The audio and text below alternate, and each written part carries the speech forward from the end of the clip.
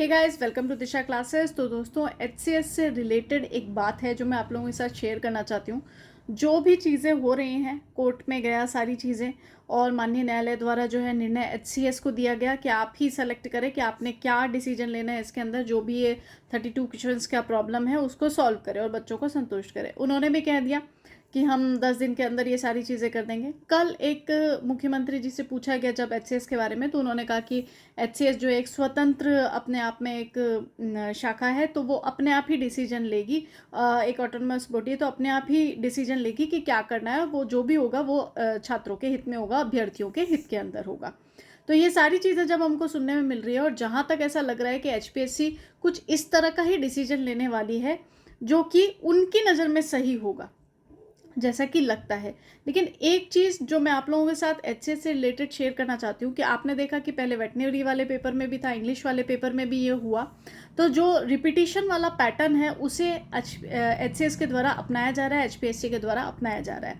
तो मेरा ये मानना है कि अब जब जून के अंदर पीजीटी और आपके कॉलेज लेक्चरशिप के पेपर आने वाले हैं, हरियाणा वाले, तो आप लोगों ने एक तो अदर स्टेट का कोई कॉलेज लेक्चर हुआ है वो पेपर सॉल्व करने ही करने हैं पूरा ध्यान से देकर।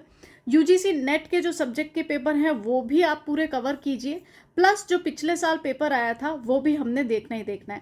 क्योंकि इन्होंने रिपीटेशन वाली अगर चीज़ डाल दी है और 32 सवाल डाले और जो भी रिजल्ट आता है, और अगर रिजल्ट ये देते हैं कि इस तरह का कोई रूल नहीं कि हम पुराने सवाल दे नहीं सकते, तो आप लोगों के लिए अपनी तैयारी का जो पैटर्न है उसको थोड़ा सा चेंज करने का आपको मतलब एक तरीके से खुद ही बोला है कि आपको पुराने पेपर तो तैयार करने ही करने होंगे। जीएस का पेपर नो डाउट हम कह सकते हैं कि अच्छा खासा पेपर था, स्टैंडर्ड पेपर था, टफ पेपर था, और सारी चीज़ें इस तरीके से पूछी गई थी कि आप लोगों को थोड़ा अच्छे से तैयारी वाला था। जहाँ क्वालिफाइंग की बात आ रही है, तो सी सेट में इन्होंने रिपीटिशन किया, तो ऐसा ज़रूरी नहीं है कि सिर्फ क्वालिफाइंग वाले में ही रिपीटिशन हो। इस तरह के जब सब्जेक्ट वाले पेपर होते हैं तब भी रिपीटिशन हो सकता है।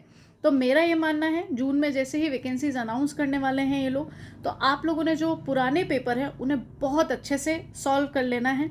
उन्हें हम भी अपने यूट्यूब चैनल पे डाल देंगे, जो भी पेपर्स वगैरह हैं जैसे ही भर्ती निकलती है उसके अकॉर्डिंगली। तो पुराने पेपर, यूजीसी नेट के पेपर और रिपीटेड क्वेश्चंस। वैसे तो अगर आप राजस्थान का भी पेपर देते हैं, यूजीसी नेट का पेपर देते हैं, तो ये रिपीटेड क्वेश्चंस का थोड़ा सा ट्रेंड है। हाँ, ये ज़रूर है कि एज इट इज़ 30-32 एक साथ नहीं दे देते हैं, लेकिन ये है कि ऑब्जेक्टिव में चेंज करके, एबीसीडी में चेंजेस करके इस तरह से पेपर बनाया जाता है कि पुराने पेपर में से सवाल फंसता ही फंसता है। और यूजीसी नेट ने अभी 2-3 साल से थोड़ा सा पेपर का पैटर्न चेंज किया, अदरवाइज ये पैटर्न चलता आ रहा था। तो सभी लोग जब भी तैयारी करने के लिए कहते थे, इवन हम भी एडवाइस करते थे, तो यही कहते थे कि पुराने जो पेपर है उनको आप बहुत अच्छे से पढ़ लो, ताकि किसी भी प्रकार की कोई प्रॉब्लम बाद में ना आए। तो आप लोगों ने ये करना ही करना है। अब जो वैकेंसीज आ रही हैं कॉलेज लेक्चरशिप की, टीजीटी या पीजीटी की, तो पुराने पेपर्स को बहुत अच्छे से पढ़ लेना है।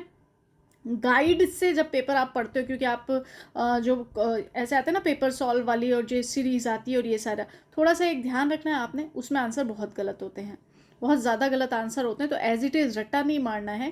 पेपर सॉल्व आपको मिल जाएंगे, हम साइट पे भी सॉल्व करके दे देंगे, ताकि क्या थोड़ा इजी भी हो जाएगा आप लोगों के लिए। और रिपीटेड क्वेश्चंस आपने पढ़ने ही पढ़ने।